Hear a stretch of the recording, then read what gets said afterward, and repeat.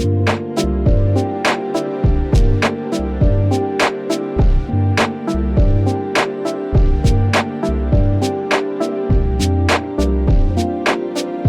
was a rare occurrence in the games industry today. Rockstar announced a new video game. Well, it's actually yet another remake of an old game. Since when did Rockstar get cold feet?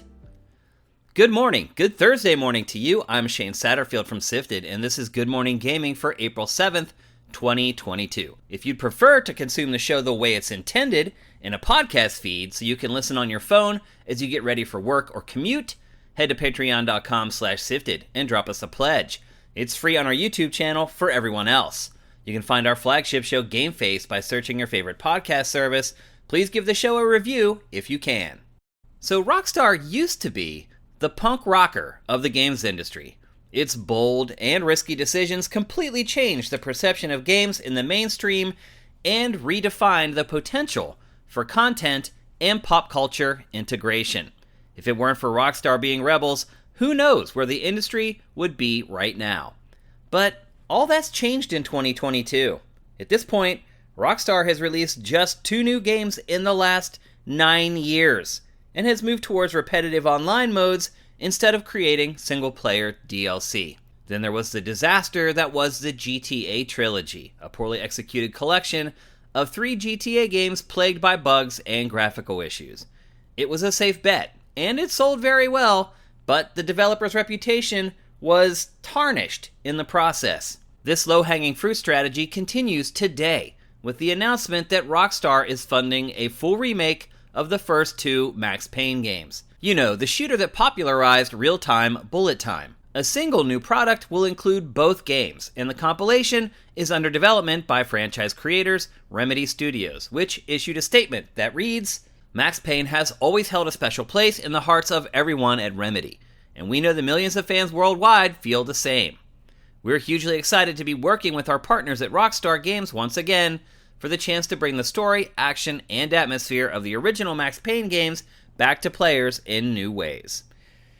If you go back and play Max Payne today, it's not especially fun or enlightening. The games will need to be changed so much, it makes you wonder if it's smarter to just create a new IP instead. And perhaps we're partly to blame, at least me anyway, for Rockstar's stunning turn towards risk aversion. Max Payne 3 from 2012 isn't much better than the first 2 games. It was a significant disappointment both critically and financially.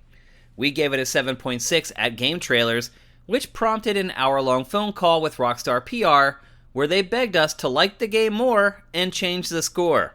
We're guessing it had similar conversations with other outlets, but in the end, it was burned for creating a new game instead of just reworking a known quantity. This rework of the first 2 Max Payne games is coming to PC, PS5, and Xbox Series, but no release date has been announced.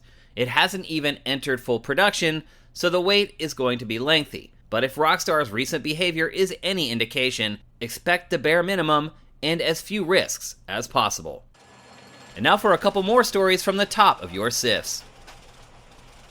House of the Dead remake reviews are in, and for an arcade game from 1997, it's held up pretty well. Its Metacritic average is 66, with the biggest complaint being that the game simply isn't very long. This is a long-running issue, with playing games designed to kill you every 30 seconds, so you put in another quarter, on platforms with infinite continues. Some reviews complain that the Joy-Con-based motion controls aren't all that great either, but it does feature a pretty significant graphical upgrade, and it's a Switch exclusive for now.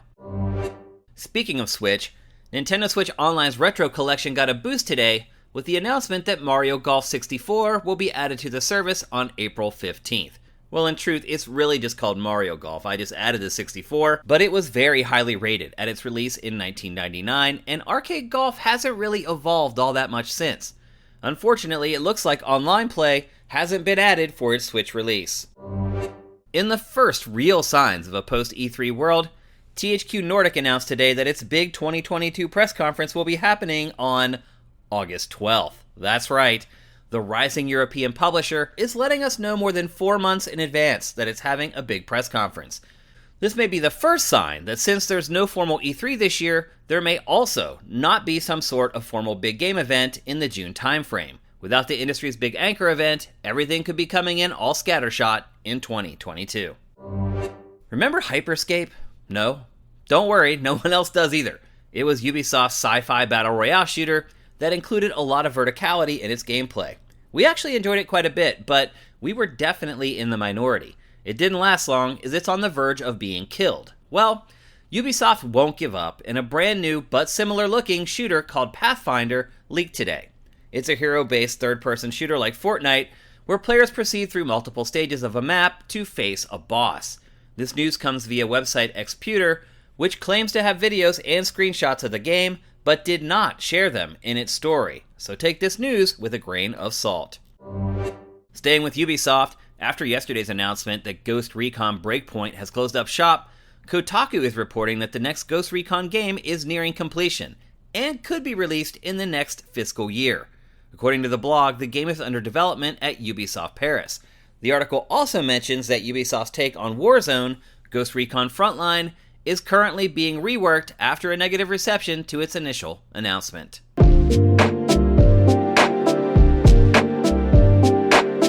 Let's take a break, and when we come back, we'll tackle today's boss fight.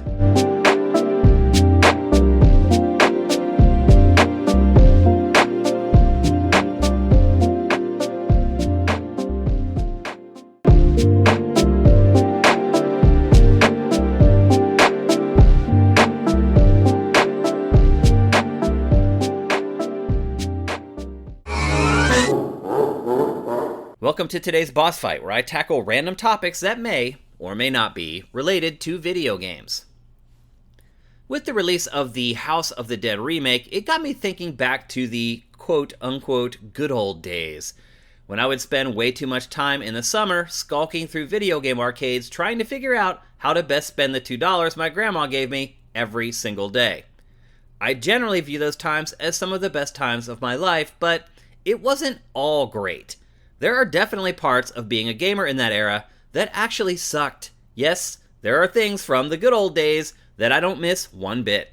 You may think gaming is expensive now, but it was far more expensive back then.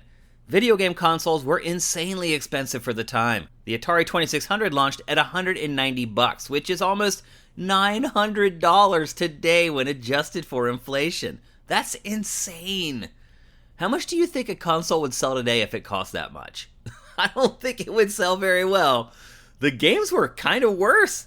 They varied in price a lot more than they do now, but the big games released at $50 or $60. Adjusted for inflation, that's around $130 today. If you got one game at Christmas or your birthday, you were one happy camper. It was a different time, but arcades were even more expensive. As I said, my grandmother would give me $2 every day to spend however I wanted, and I would spend every penny in the arcade. If I were lucky and only played games that I was good at, I'd get maybe 15 to 20 minutes out of those $2.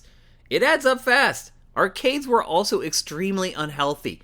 People were allowed to smoke inside them, and most cabinets had cigarette burns that went all the way through the plastic and burned up the actual cabinet art underneath. Also, the lack of communication between players was a major bummer. I can't tell you how many video games were bought for me where I would get stuck and then just never play the game again.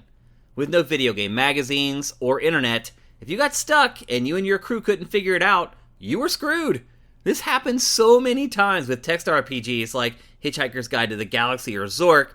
Sometimes you would have to buy full books just to get unstuck. Another bummer in the really early days was the lack of multiplayer. Sure, you could race against your friends or duke it out in a fighting game in the arcade, but most games for home consoles were single player only. This meant that when you went to a friend's house, you often had to wait your turn to play. There was nothing worse than waiting 30 minutes for your turn to finally come up and then dying in 5 seconds. One of the most annoying parts of playing in the very early days was how consoles were hooked to your TV. There was a little box that you would have to screw into the antenna poles on the back of your television, and then there was a little switch on it that you would slide side to side depending on whether you wanted to watch TV or you wanted to play games. And then you would have to turn your TV to channel 2 or 3 to actually play.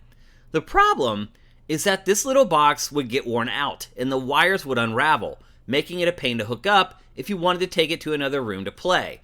And then there's just the annoyance of anytime you wanted to switch from your console to your TV, you'd have to go back to the back of the television and slide the little switch. It was a huge pain in the butt, and if you moved your console a lot, inevitably it would get destroyed and you'd have to buy another one. Then there was just a lack of information in general. With no video game reviews to read or watch, you bought games based on the box art and instruction manual. I am not kidding. Those 3 screenshots on the back of the box would sell video games. Towards the end of the Atari 2600 era, the market was flooded with terrible games, and I can't tell you how many times I got burned. Now, I will say this too.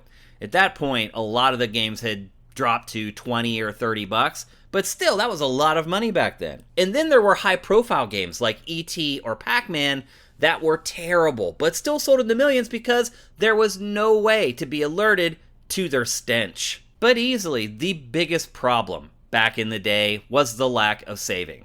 If you wanted to finish a game, you had to do it all in one sitting. Now, truth be told, games really weren't that long back then. They were just extremely difficult and punishing. Some of them, like Pitfall, only gave you so much time to complete them. I think you had like 20 minutes to get all the way through Pitfall. And making your way through the game before time ran out was actually part of the challenge. No saves meant that you often had to leave your console turned on for days at a time, hoping no one would stumble over it and kick out the power cable, or your parents just wouldn't get pissed and turn it off. Leaving the console sitting there turned on as I went to bed would cause me untold anxiety as I tried to go to sleep. And as soon as my eyes opened the next morning, I would go bounding back to it to make sure that nothing happened. So, the next time someone like me starts talking about the good old days of gaming, remind them that they weren't all that great.